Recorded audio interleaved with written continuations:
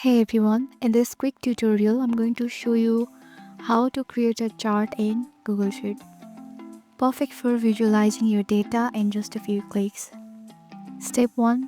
Highlight the data you want to turn into a chart. Make sure you include your headers like month and sales. For example, go to the top menu and click Insert, then choose Chart. Google Sheet will automatically generate a chart based on your data. Want to change the chart type? Use the chart editor on the right. Switch to a bar chart, line chart, pie chart, whatever fits your database.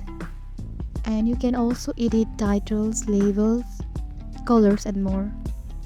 You can move your chart anywhere on the screen by dragging it or resize it by clicking and dragging the corners. And that's it. You have got a clean professional chart ready to go. So if this was helpful, hit like and subscribe for more Google Sheet tips.